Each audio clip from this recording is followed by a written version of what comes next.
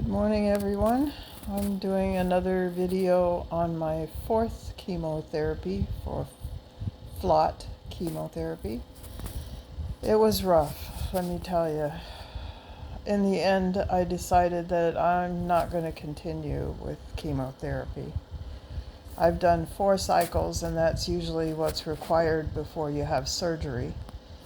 Unfortunately, Mayo Clinic wants me to have all 8 cycles before surgery, and I just can't tolerate it. So, to talk about the symptoms that I had this time around, I struggled even during the chemotherapy. You're supposed to keep ice in your mouth and your hands and feet packed with ice, and I struggled with all of it. Because the third chemotherapy, the taste was so bad, I almost threw up a couple of times. So I thought, this time I'm going to suck on some candies while I have ice in my mouth to try to offset the bad taste. And it did help, but the problem is that I had to keep unwrapping the candies, which meant I had to take my hand out of the ice pack. And I paid a price for that. I also didn't pay attention to the fact that the ice pack on my hands wasn't evenly distributed, so my fingertips didn't really stay cold, and I paid for that too. I found that when I got back home that I couldn't touch anything that was cold. I couldn't get anything out of the freezer or the refrigerator because all of my fingertips would just, it'd be like struck by lightning. It was so intense and so painful, and it made it a struggle to do pretty much anything with regard to food that was in the refrigerator. Then the other thing is that my tongue got extremely numb. I've had tongue numbness with almost every chemo session, but this time it was particularly intense. In fact, I thought I was getting thrush because my tongue had turned white and there was a deep crevice in the center of my tongue, so I thought I had a fungal infection. So I went to First Care, which is our urgent care here in town, and he said that it didn't look like thrush to him at all. It looked like my tongue was drying out, and that I would need to keep something in my mouth, like candies, to keep my tongue hydrated. And then, of course, I would have to drink. And that was really hard this time around. I know for a fact that I've been dehydrated. And it's just been really hard to drink anything because I get pain in the center of my throat.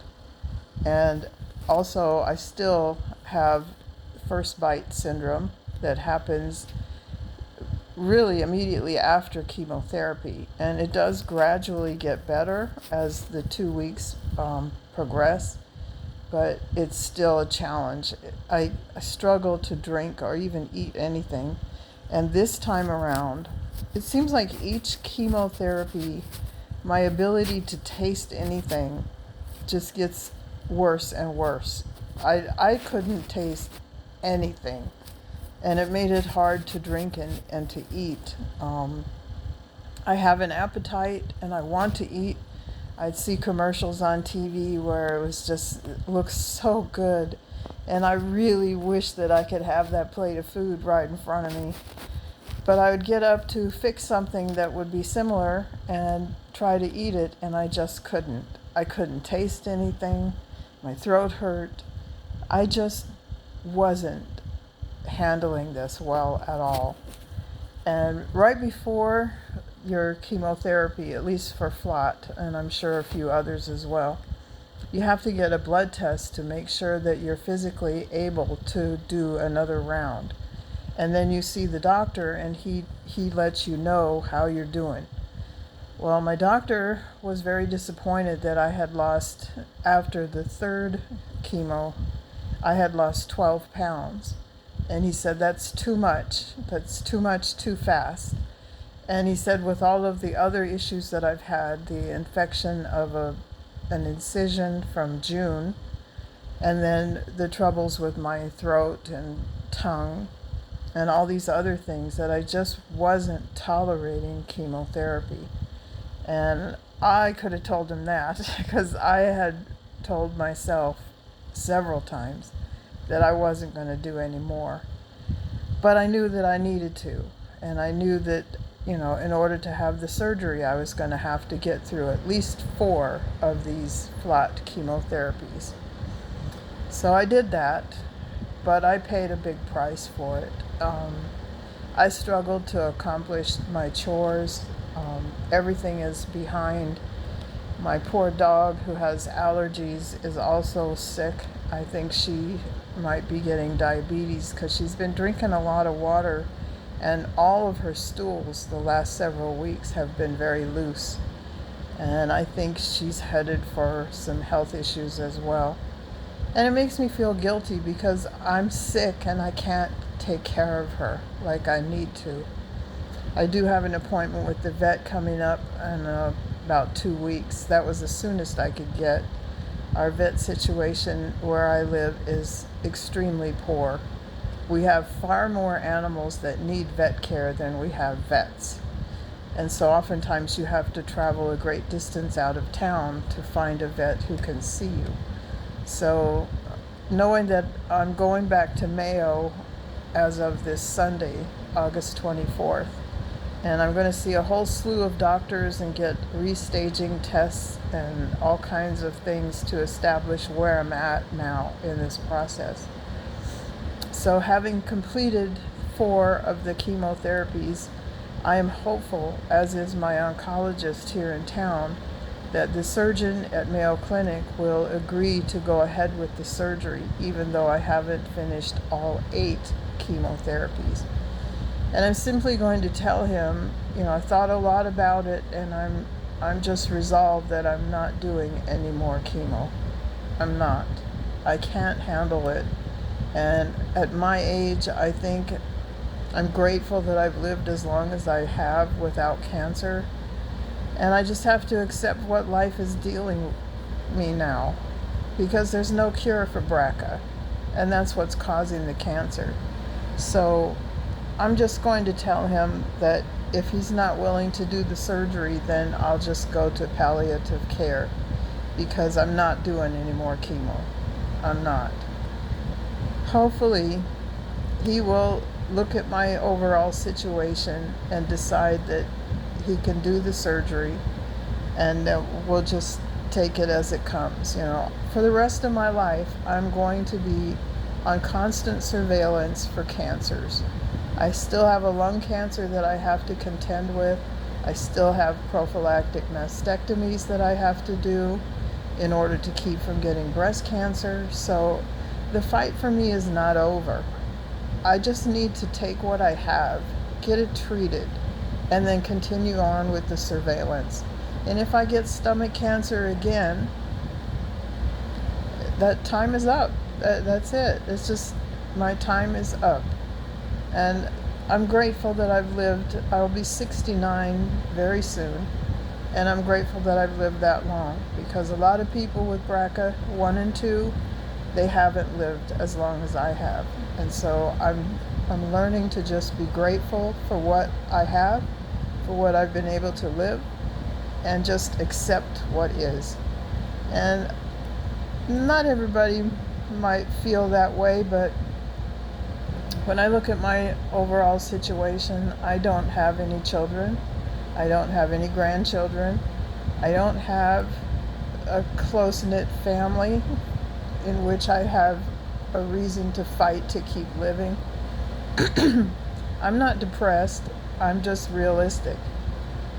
I've just decided that quality of life is important. And when you're sick all the time, and you feel as sick as you feel on chemotherapy, that sometimes it's not worth the battle. Because I can't tell you how many times, having worked in the medical field, that I have seen people who fight to the bitter end and they die anyway. They haven't added but a few weeks or a few months to their life, and it was weeks and months of suffering. And I just don't want that. I just want to accept what my life is and make the best decisions that I can for quality of life. That's it. So I know this isn't a joyful video. None of my videos are really entertainment quality. I'm just putting it out there for people who are going through it, who might want to know what someone else has went through and their thought processes along the way. I have resolved solidly that I will not do chemotherapy again. Definitely not FLOT. Maybe there's some chemotherapies that are less aggressive. The doctors, the oncologists, both told me that this was going to be hard because I'm on a high dose of 4 different chemotherapy drugs. And so it wasn't going to be a walk in the park. And I knew that going into it. But not knowing what it would be, you just do it because you know you have to. Well, I've done it, and I'm not going to do it again. And I'm not advising that other people make the same decision. Each one has to decide what means the most to them when it comes to their life and their future, and then make that decision based on what you feel. I'm just making it known that I'm not willing to be sick every day of my life. I'm not willing to suffer to try to gain a few weeks or a few months. I'm just not. And I know that the rest of my life, like I said, is going to be surveillance. And I'm going to have to always be tested.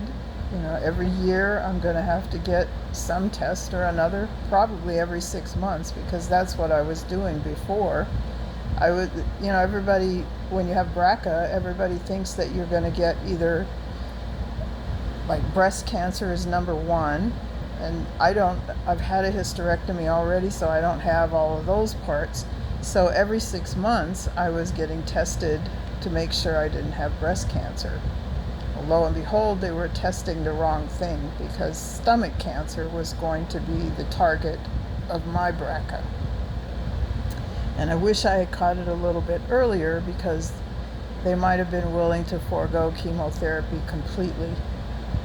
But it is what it is, and I'm not going to look back, on the what ifs and all of that. So I just wanted to do this video to describe what I've been through with this 4th FLOT chemotherapy. It is hard. I'm not going to tell anyone that it's easy. It's not.